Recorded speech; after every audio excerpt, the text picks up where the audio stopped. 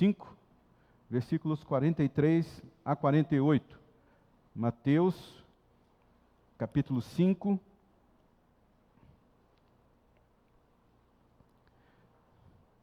versículos 43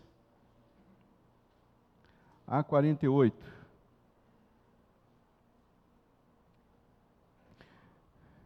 Diz assim a palavra de Deus em Mateus, capítulo 5, versos 43 a 48. Vocês ouviram o que foi dito: ame o seu próximo, odeie o seu inimigo. Mas eu lhes digo: amem seus inimigos e orem por aqueles que os perseguem, para que vocês venham a ser filhos do seu Pai que está nos céus. Porque Ele faz raiar o sol sobre os maus e sobre os bons, e derrama chuva sobre os justos e os injustos. Se vocês amarem aqueles que os amam, que recompensa vocês obterão? Até os publicanos fazem isso. E se vocês saudarem apenas os seus irmãos, o que estarão fazendo demais? Até os pagãos fazem isso. Portanto, sejam perfeitos, como perfeito é o Pai Celestial de vocês.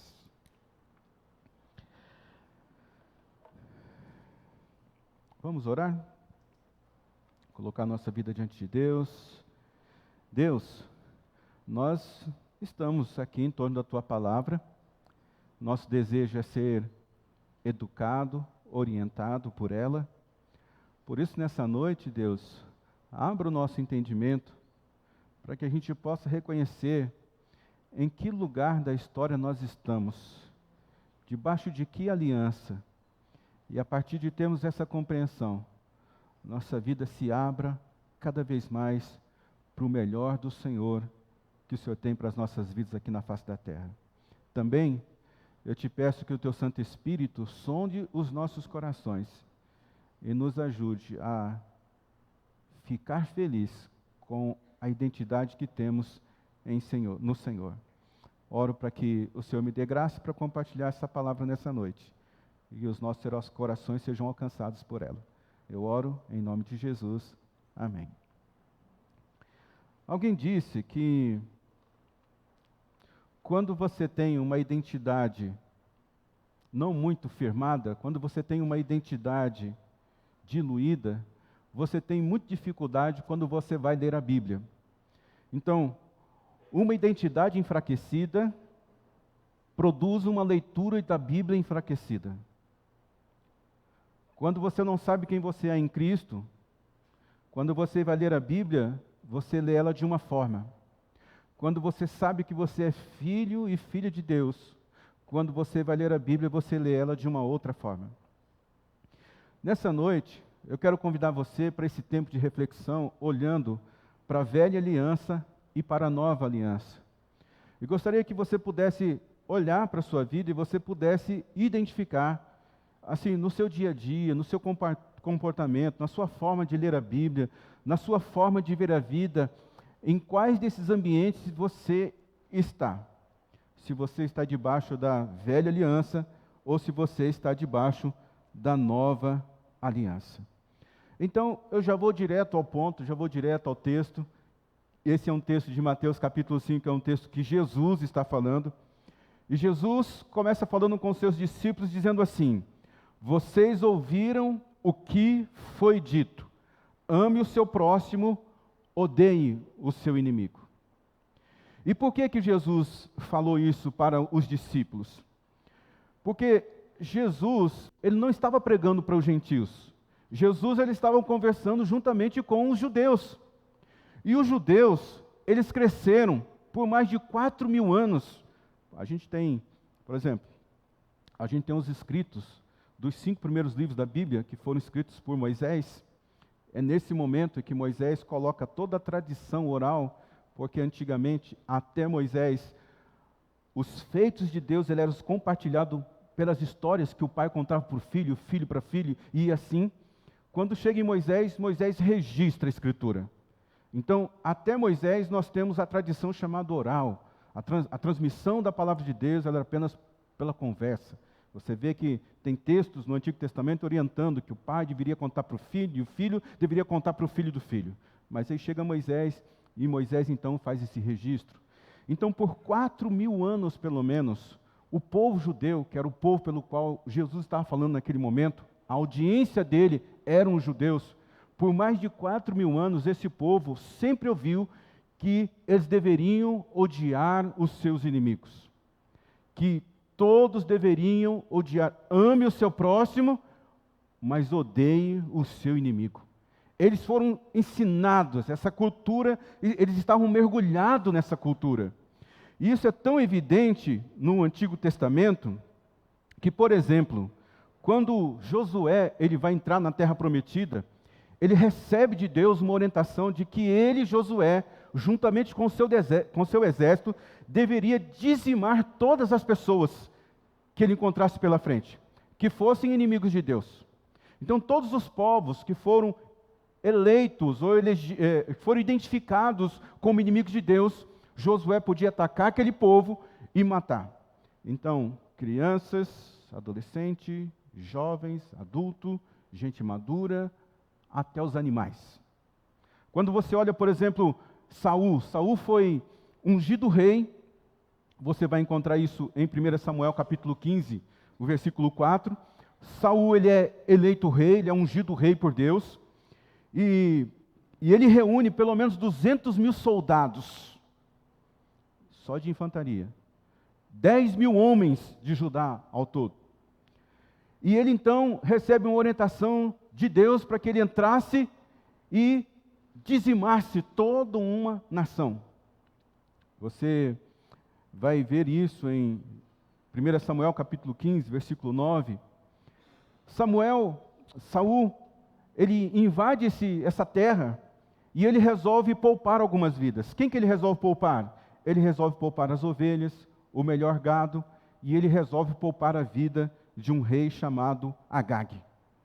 Então, Samuel, que tinha dado essa orientação para ele, para o rei Saul, através de Deus, Samuel vai visitar o rei Saul, lá no campo de batalha. E quando Samuel chega no campo de batalha, o que ele ouve? Ele ouve o som da ovelha, ele ouve o som do gado, e ele então diz assim para Saul: Saul, o que foi que você fez?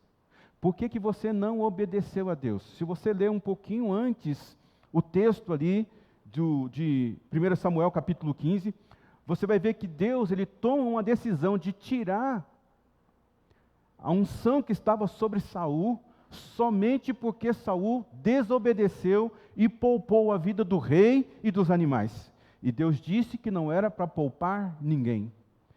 A história, ela é assim, é horrível até de pensar. A Bíblia vai dizer que Samuel ele chega então num acampamento militar, vai falar com Saul: Saul, por que você não fez o que Deus te mandou fazer? Ele falou assim: nossa, eu tive medo dos soldados, então eles separaram o melhor gado, eles separaram a melhor ovelha, e tudo isso está aqui para a gente sacrificar a Deus. Olha que coisa, é muito interessante esse texto. Então Samuel vai dizer assim para Saul: Saul, Deus não quer esse tipo de oferta. Deus prefere que você obedeça. Então, acontece algo que para a gente hoje é fora do comum. A Bíblia vai dizer que o profeta Samuel, o pastor da época, pega a sua espada, mata o rei Agag, pica ele em pedaços e manda para todas as tribos de Israel. Gente, é igual as imagens que a gente tem hoje do jihad, né? Aqueles soldados jihadistas que existem lá para aqueles lados. Mas por que foi feito isso? Porque no Antigo Testamento, as pessoas tinham um entendimento de que se alguém odiasse a Deus, eles também deveriam odiar essa pessoa. E esse não é apenas um pensamento de Samuel. Você vai ver Davi, por exemplo, no Salmo 139, versículo 21 e 22, dizendo assim, Davi está falando: acaso não odeio os que te odeiam, Senhor? E não detesto os que se revoltam contra ti? Eu tenho por eles ódio implacável. Considero-os inimigos meus. Deuteronômio, capítulo 30, versículo 7, vai dizer assim: o Senhor, o seu Deus, enviará todas essas maldições sobre os inimigos que os odeiam e os perseguem. Então veja, como é que na antiga aliança se demonstrava amor por Deus?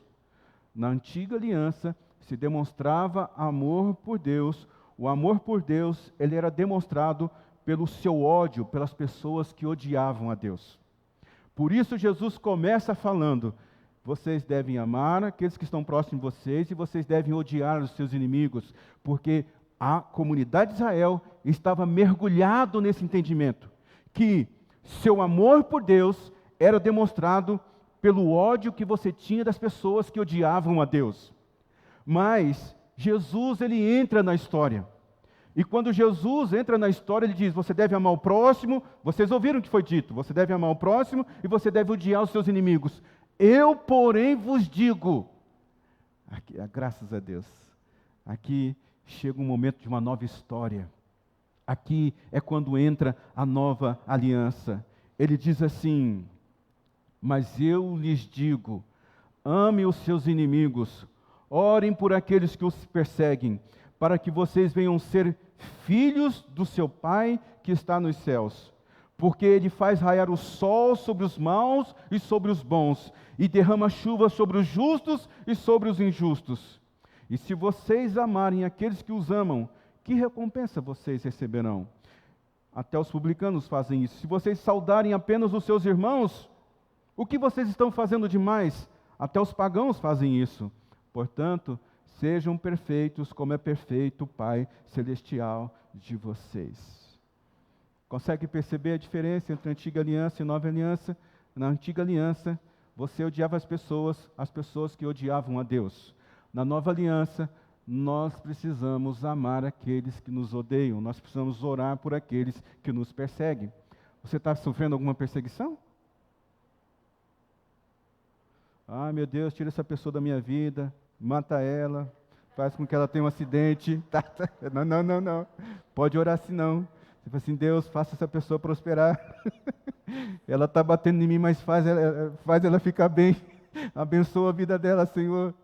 Tem mais uma outra coisa muito interessante nesse texto. O texto diz assim: porque Ele faz raiar o sol sobre os maus e sobre os bons, e derrama chuva sobre os justos e sobre os injustos. Você se lembra quando Elias orou e não choveu por uma grande temporada? Você lembra desse episódio? Isso aqui é 1 Reis, capítulo 17. Ele vai dizer assim, o profeta Elias: juro pelo nome do Senhor, o Deus de Israel, a quem sirvo, que não cairá nem orvalho, nem chuva nos anos seguintes, exceto mediante a minha palavra. Então, Elias, ele chama a responsabilidade para si. Ele fala assim: eu estou observando a vida de vocês, e eu estou dizendo que a partir de hoje não vai chover e nem sequer vai cair orvalho do céu sobre a vida de vocês. E logo depois que ele lança essa palavra, ele recebe uma palavra de Deus pedindo para ele ir para um riacho, porque ele seria sustentado nesse riacho. Primeiro seria sustentado pelos corvos, depois ele foi sustentado por uma viúva. Mas você consegue entender algum lugar nesse texto que fala que Deus mandou Elias orar e parar de chover? Não temos. Nenhum lugar nós temos nesse texto Deus dizendo assim para Elias: Elias, ora aí para que pare de chover. Não. O que aconteceu? Nessa época, a nação de Israel, ele era governado por um rei chamado Acabe e por sua mulher chamada Jezabel. E a Bíblia vai dizer que Acabe e Jezabel, eles desviaram o povo de Deus, levando o povo de Deus, o povo de Israel, a fazer o quê? A adorar outros ídolos. Então, quando você vai lá para Deuteronômio, estou citando alguns textos hoje para poder fazer um link aqui com vocês. Não é bem esse meu costume, mas precisa disso hoje. Quando você vai lá para o texto de Deuteronômios, o livro de Deuteronômios, capítulo 28, todo o capítulo, primeiro do versículo 1 até o versículo 15, lá tem as bênçãos que vão acompanhar aquelas pessoas que servem a Deus. Do versículo 16 até o final, são as maldições que acompanharão aqueles que se desviarem do caminho de Deus.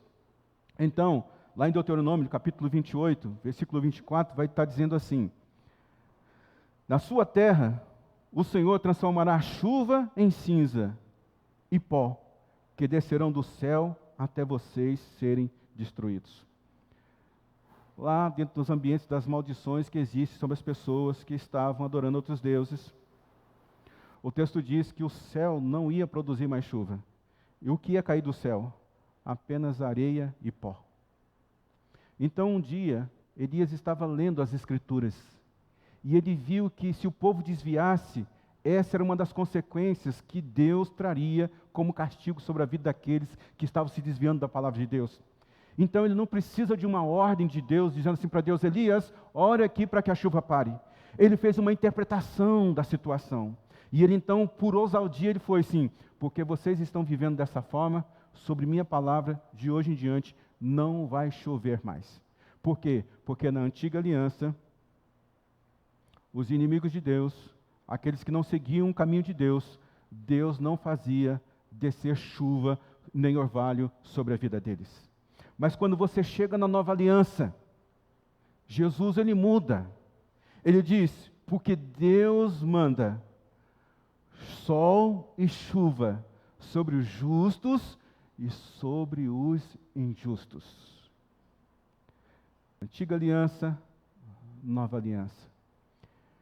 Isso revela para a gente o quão próximo nós estamos da cruz. De que lado da cruz nós estamos? Se nós estamos do lado da cruz, que é da velha aliança, ou se nós estamos do lado da cruz, que tem a ver com a nova aliança. Em qual lugar você está caminhando? Na nova aliança, ele faz raiar o sol sobre os maus e sobre os bons. E ele derrama chuva sobre os justos e sobre os injustos. Você consegue perceber, então, que Jesus, ele inaugura um novo tempo na vida da humanidade? Fica fácil para você entender isso? Com Jesus, nós temos uma nova aliança. Nós podemos desfrutar de novas coisas. Nós podemos ter novos acessos do céu. Na antiga aliança, a Bíblia vai dizer, inclusive, que a antiga aliança, ela perdeu o seu valor. Por que nós tomamos a ceia? A ceia do Senhor.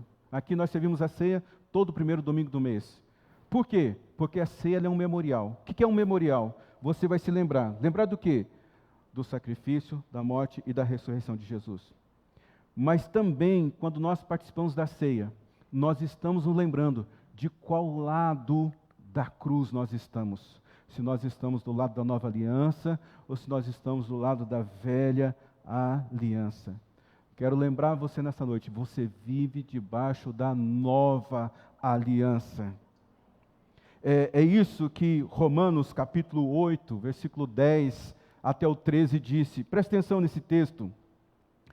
É Deus falando: esta é a aliança que farei com a comunidade de Israel depois daqueles dias. Quais dias? Depois dos dias da antiga aliança, declara o Senhor. Eu porei as minhas leis em suas mentes, escreverei em seus corações. Eu serei o Deus deles e eles serão o meu povo. Ninguém mais ensinará ao seu próximo nem um sermão dizendo: conheça o Senhor. Porque todos eles me conhecerão, desde o menor até o maior. Porque eu lhes perdoarei, ouça isso, eu lhes perdoarei a maldade e não me lembrarei mais dos seus pecados. Chamando nova esta aliança. Ele tornou antiquada a primeira, e o que se torna antiquado e envelhecido está pronto para desaparecer. Você entende que você vive debaixo da nova aliança? Dos seus pecados não me lembrarei mais, eu perdoarei as suas maldades. Um outro exemplo desse ambiente de antiga aliança e nova aliança. Você se lembra do texto de Isaías capítulo 61? Vou ler para você, porque assim a gente consegue ter um entendimento melhor. 61, Isaías 61, capítulo 61, versículo 1 a 2, diz assim, olha: o Espírito do Senhor está sobre mim, porque o Senhor ungiu-me para levar boas notícias aos pobres. Enviou-me para cuidar do que estão com o coração quebrantado, anunciar liberdade aos cativos e libertação das trevas aos prisioneiros, para proclamar o ano da bondade do Senhor, e o dia da vingança do nosso Deus, para consolar todos os que andam tristes Esse aqui é a palavra de Isaías. Esse daqui é o decreto do Messias. Então, esse é o mesmo texto que Jesus lê quando ele entra na sinagoga. Você vai aprender no Novo Testamento que Jesus sempre entrava nas sinagogas e ele sempre ensinava. Então, um dia, nas sinagogas, sempre existia um assento. Era um assento especial. Esse assento ficava o tempo todo vazio, porque os judeus acreditavam que a qualquer momento o Messias poderia entrar pela porta da sinagoga, se sentar ali e anunciar o mandato do Messias. Qual era o mandato do Messias? O mandato do Messias é Isaías capítulo 61. Então, por muitos anos, por 400 anos pelo menos, eles tinham esse hábito. Na igreja deles, na sinagoga deles, eles deixavam um assento livre. Esse assento era para o Messias. Eles achavam que a qualquer momento o Messias iria entrar na sinagoga, iria se assentar naquele assento e então iria declarar o decreto, o mandato do Messias. Então, um dia, a Bíblia vai dizer que Jesus vai na sua cidade natal. E como era de costume, ele entra na sinagoga. E quando ele entra na sinagoga, ele vai e se assenta nesse assento que estava reservado por mais de 400 anos, que era o assento do Messias, que eles estavam aguardando. Jesus vai, se senta nesse assento que por 400 anos ficou vazio. A Bíblia vai dizer que todos estavam com os olhos fitos nele, porque você imagina o que está acontecendo. Eles estão esperando que o Messias um dia ia entrar pela porta da sinagoga e ia sentar ali. Então, entra Jesus. Quem é Jesus? Jesus de Nazaré. Eles conheciam o pai, eles conheciam a mãe, eles conheciam os irmãos, eles conheciam as irmãs. E eles ficam assim com o olho arregalado para cima de Jesus. O que esse rapaz está fazendo sentando nesse assento sagrado? E não foi só isso. A Bíblia vai dizer que Jesus pediu para o assistente o livro de Isaías, o rolo de Isaías. E então Jesus começa a ler Isaías capítulo 61. Eu vou ler para você. Diz assim: foi-lhe entregue o livro do profeta Isaías. Abriu e encontrou o lugar onde estava escrito: o Espírito do Senhor está sobre mim, porque Ele me ungiu para pregar as boas novas aos pobres. Enviou-me para proclamar liberdade aos presos e recuperação da vista aos cegos, para libertar os oprimidos e proclamar o ano da graça do Senhor. Ponto. Ele fechou o livro, devolveu para o assistente, e a Bíblia vai dizer que a sinagoga todos estavam com os olhos fitos nele. Então ele começou a olhar para as pessoas e diz assim: hoje se cumpriu as Escrituras. Agora, há uma diferença entre o texto de Isaías e os textos que Jesus declarou. No texto de Isaías, lá está dizendo que proclamar o ano da graça do Senhor, vírgula, o ano da vingança do Deus. Mas com Jesus, como ele inaugura uma nova aliança, aonde Isaías colocou uma vírgula, Jesus vem e coloca um ponto final. Gente, eu não sei se você está conseguindo fazer as contas direito aí. Você acha que o pastor está meio maluco hoje, né? Em Jesus, inicia uma nova fase na vida da humanidade. Em Jesus, inicia uma nova aliança. Isaías diz que Jesus, o Messias, viria para proclamar o ano da graça do Senhor, mas ele também viria para um tipo de julgamento. Mas Jesus diz: basta, eu dou um ponto final aqui. Eu só venho para anunciar, proclamar o ano da graça do Senhor. E por que isso? Por que Jesus fez isso? Também está escrito na Bíblia. Por que Jesus fez isso? João capítulo 3 vai dizer: porque Deus amou tanto o mundo, que deu o seu Filho unigênito, para que todo aquele que nele crê não pereça, mas tenha a vida eterna. Pois Deus enviou o seu Filho ao mundo, não para condenar o mundo, mas para que ele fosse salvo por meio dele. Jesus não veio para condenar você. Jesus não veio para nos condenar. Jesus veio para nos salvar. João capítulo 12, versículo 47 vai dizer: se alguém ouve as minhas palavras, Jesus está dizendo, então, e não as guarda, eu não o julgo. Pois não vim para julgar o mundo, mas para salvar o mundo. Jesus não veio julgar você. Jesus veio para te salvar. Jesus não veio para te condenar. Jesus, ele veio para te salvar. Então, Jesus morre, ressuscita e ele vai para o céu. E os discípulos ficam aguardando a descida do Espírito Santo. Você conhece a história, está lá em Atos capítulo 2. Então a Bíblia vai dizer, Atos capítulo 2, que quando os discípulos eles recebem ali o Espírito Santo de Deus, você vai perceber que as pessoas achavam que eles estavam bêbados. Pedro se levanta e diz assim: cidadãos, não pense que esses homens estão bêbados. Ainda são 9 horas da manhã. Eu falei assim, não é uma hora dessa para o pessoal estar cheio de cachaça, não. Está cedo demais. Tem algum segredo aí nesse negócio? Porque eles olharam a manifestação do Espírito Santo de Deus na vida daqueles discípulos e eles tiveram um paralelo de que aquela manifestação fosse como se alguém estivesse bêbado. Esse é um assunto para outro dia. Mas Pedro, ele continua dizendo, o que está acontecendo aqui hoje é o seguinte, é a profecia de Joel.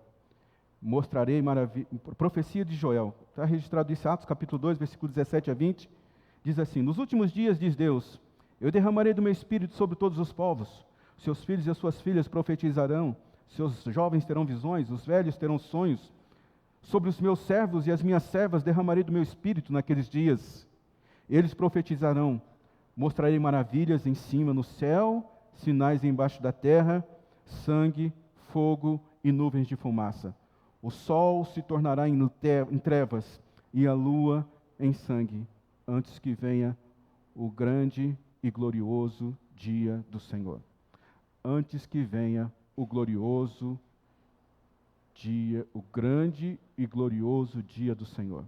Mas quando você pega esse texto e vai ler lá em Joel, porque Pedro está citando as profecias do livro de Joel, lá em Joel está escrito da seguinte forma, Joel capítulo 2, versículo 28 a 32.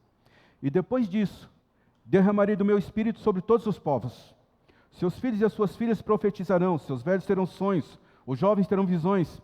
Até sobre os servos e sobre as servas derramarei do meu espírito naqueles dias. Mostrarei as maravilhas no céu e na terra, sangue, fogo e nuvem de fumaça. O sol se tornará em trevas, a lua em sangue, antes que venha, presta atenção, mudança agora, antes que venha o grande e terrível dia do Senhor. E todo aquele que invocar o nome do Senhor será salvo, pois conforme prometeu o Senhor, no monte de Sião e em Jerusalém haverá livramento para todos os sobreviventes e para aqueles que o Senhor chamar. Então, Joel diz que vai haver um grande e terrível dia do Senhor. Na antiga aliança, na nova aliança, vai haver o grande e glorioso dia do Senhor. Qual é o dia que a gente está vivendo? Na nova aliança. Hoje nós estamos vivendo nesse tempo chamado o grande e glorioso dia do Senhor. E esse texto nos mostra mais. Ele diz assim, mostrarei maravilhas acima nos céus, sinais embaixo da terra, sangue, fogo, nuvens de fumaça. O sol se tornará em trevas e a lua em sangue. Você vê que há uma discussão muito grande sobre isso hoje, né? A lua de sangue, e tem essas coisas todas que a gente vem ouvindo por aí, né? E dá muito impulsionamento na internet, os caras ganham muito dinheiro com esses negócios aí, com essas coisas aí. Quando o sol se escureceu e a lua se tornou sangue? Isso já aconteceu? Já. Isso já aconteceu. Quando foi que aconteceu? Quando Jesus morreu. Você vai ler lá no relato de Mateus capítulo 27, que quando Jesus estava ali crucificado, houve trevas sobre a terra, do meio-dia até as 3 horas da tarde. Gente, meio-dia é a hora que o sol mais tem potência sobre a terra. Não existe escuridão para o meio-dia. A Bíblia diz que do meio-dia até as 3 horas da tarde, o sol ficou escuro. A Bíblia gosta muito de usar essa simbologia, né? Você se lembra quando José contou o sonho dele para os seus pais?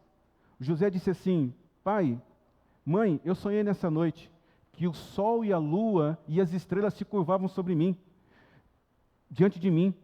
E o pai dele diz assim, menino, o que você está pensando? Quer dizer que eu e a sua mãe, nós vamos nos curvar diante do Senhor? Diante de você, amigo? A Bíblia vai dizer que até os irmãos de José ficaram bravos com ele. Bom, o que esse texto está propondo para a gente é que Jesus, ele é a lua. Fazendo esse raciocínio, a lua não tem luz própria. Assim como Jesus falou assim, ó, eu só falo o que vem do meu Pai. Eu só faço o que vejo meu Pai fazer. As obras que eu faço é porque eu vejo meu Pai fazer. Ele diz assim, eu e o Pai somos um. A lua, ela não tem brilho próprio. A lua, ela brilha a partir do raio do sol. A Bíblia vai dizer então que ao meio-dia o sol se escureceu e a lua se transformou em sangue. Vocês nem respiram? Me dá um sinal aí que vocês estão vivos, ajuda bastante a gente, porque eu fico transpirando aqui, sabe? O que esse pessoal está pensando hoje? Mas olha, como você tem conduzido a sua vida? Debaixo da velha aliança ou debaixo da nova aliança? Como? Na nova aliança você tem o grande e glorioso dia do Senhor. Na antiga aliança, você tem o grande e terrível dia do Senhor. Jesus não veio para condenar o mundo, ele veio para salvar o mundo. Isso quer dizer que não vai haver um dia de julgamento? Sim, vai haver um dia de julgamento. Mas esse dia não está reservado para você. Por que não está reservado para você? Porque você já tem Jesus como Senhor e Salvador da sua vida. Quem é que deve temer o grande e terrível dia do Senhor? Porque vai haver um grande juízo. Vai acontecer, mas até nesse momento, nós estamos vivendo no grande e glorioso dia do Senhor. Mas vai haver um dia de julgamento. Como é que você foge dele? Tendo Jesus como Senhor e Salvador da sua vida. Vamos para casa mais cedo hoje? Para que você possa fritar essas coisas em casa direitinho. Me mostra uma tela com um resumão aqui, por favor, é a última.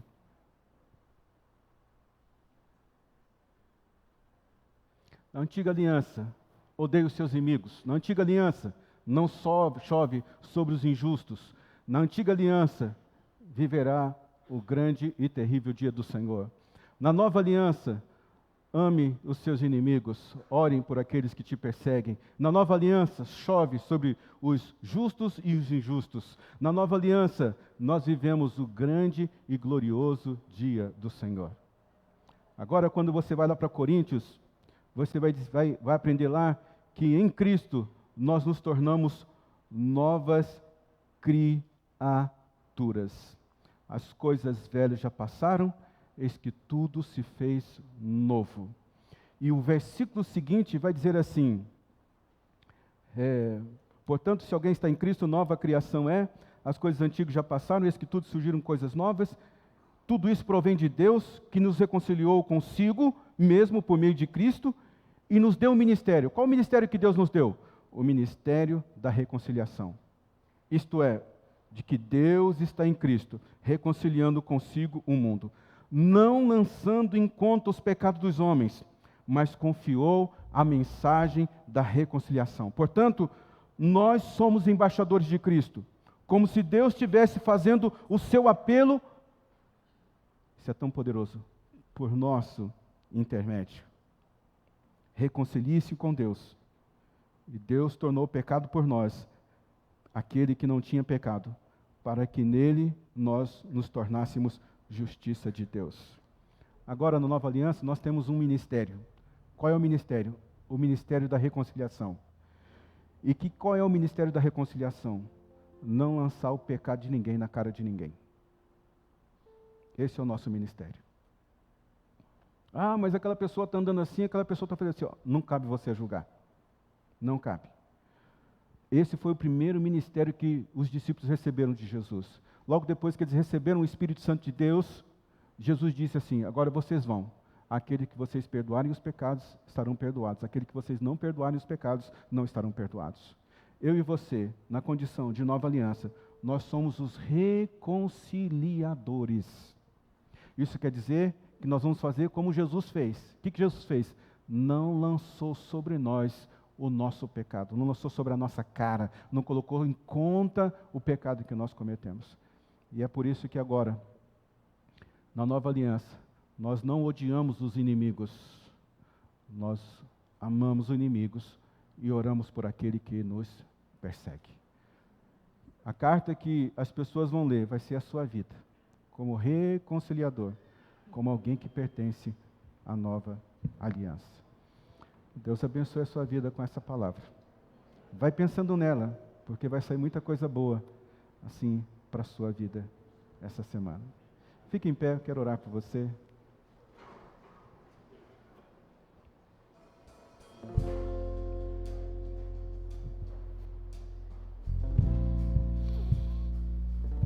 Você pode fechar os seus olhos.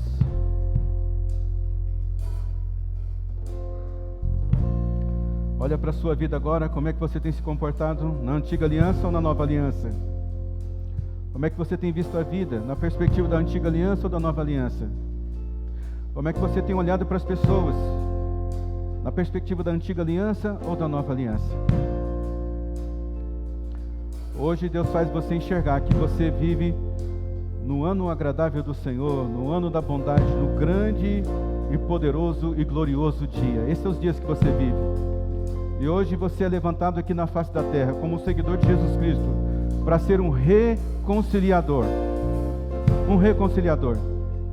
Pare de julgar as pessoas. Ame. Ame. A pior pessoa que você encontrar no caminho, ame. Ame.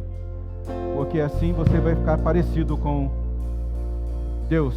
Assim você vai ficar parecido com Jesus. Obrigado por sua palavra, Deus, nessa noite. Ajude com que ela faça diferença na nossa vida. Ajude com que ela nos ajude a fazer escolhas. Que ela nos ajude a ler a sua palavra com mais graça. Que o nosso amor aumente pelo Senhor. Que a nossa adoração aumente pelo Senhor. Porque o Senhor nos resgatou das trevas, nos transportou para o seu reino de luz. E hoje nós temos o mesmo ministério que o teu Filho Jesus tem, que é de reconciliar o mundo para contigo, ó Deus. Nos ajude nessa missão, nos ajude a enxergar nossa identidade como nova criatura, como alguém que está vivendo debaixo da nova aliança. Eu oro para que a semana dos teus filhos e filhas seja uma semana cheia de bênçãos, que o teu cuidado seja encontrado na vida deles, alegrias, prosperidade, saúde, aqueles que estão enfermos sejam curados. Ó Deus, eu oro pelas crianças, Pai. Muitas crianças estão ficando enfermas. Ó Deus, abençoa a vida dessas crianças, cure-as em nome de Jesus. Eu oro pela vida do Davi, que está na UTI. Ó Deus, que ele saia desse lugar e que ele vá para os braços da sua mãe, na sua casa, Deus, debaixo do teu cuidado, realizando a tua cura completa sobre a vida dele. Senhor, eu oro pelo marido da Marley, que ele seja sarado e curado em nome de Jesus. E não fique nenhuma sequela no corpo dele a partir desse acidente. E que a sua recuperação seja completa para a glória do teu nome. Eu te abençoo para que você tenha uma semana cheia da bênção do Senhor. E eu faço essa oração em nome de Jesus. Amém.